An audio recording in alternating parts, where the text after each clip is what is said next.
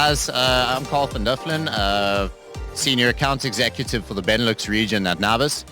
We're at Geospatial World Forum, and we've run into Rob Goldsmith from the Devon and Cornwall Police. Thanks for joining us, Rob. Yeah, thanks for having me. It's good.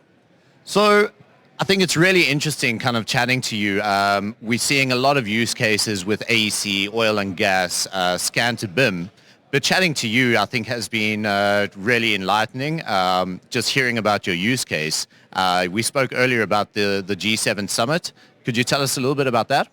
Yeah, so the reason we're here today is that we've been nominated for an award for the work we did, which used the NavVis equipment for the G7. We bought the kit in 2021 and we used it primarily to map out all of our key venues so that people coming into the area could fully understand where they were going to be when they got here. But then also the second case really was to be able to have that any critical incident covered so that we had all of those venues mapped and ready to go. Incredible. So how many venues did you map in total? How many, did you have a square footage count that you actually did? Yeah, so I think one of the venues, certainly the castle, was around 110,000 square feet, I think it was. And then another one was about half of that. And then we did individual properties. So even on the castle premises, we probably had 20, 30 separate venues on site with that at any time. Incredible. Just in terms of Ivion, how are you guys using Ivion to actually kind of prepare for the G7 summit? Yeah, so what we were looking for during the G7 was a way to share this data out to people without having to run into the troubles that you would get with your local IT, the infrastructure installing software. So being able to have a web-based platform allowed us to go out to those other forces and our kind of critical partners and say, look, you can jump straight in and use this. You can have it on your phone, your tablet, your laptop. So we managed to get that straight out, and it helped get the process through in the kit purchased because we were able to say that we could deliver it in a swift manner. Incredible. And a little bit now, what are you using the system for now? You've got the VLX, G7 is obviously over. What are you guys using that equipment for now?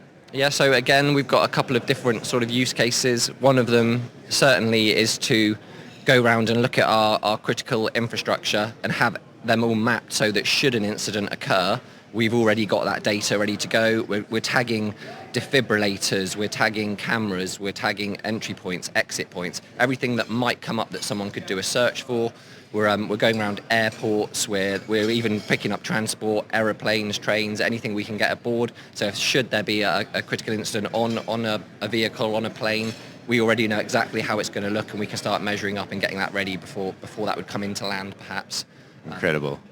I think it's definitely one of the most interesting use cases. I've kind of followed, I'm a big true crime junkie, and I've really followed kind of forensics and 3D laser scanning in forensics, but I've never really seen it in kind of planning for, the worst case scenario. Yeah. I think it's really such an interesting use case.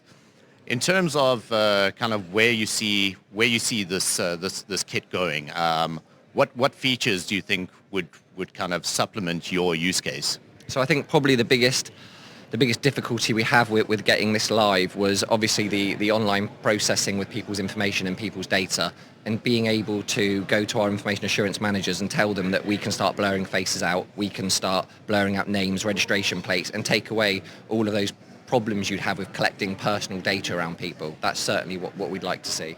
Okay, well, good news for you. So yeah, about 2 weeks ago, we released the person blurring feature in NavVis Ivion. It's literally just a simple click and go.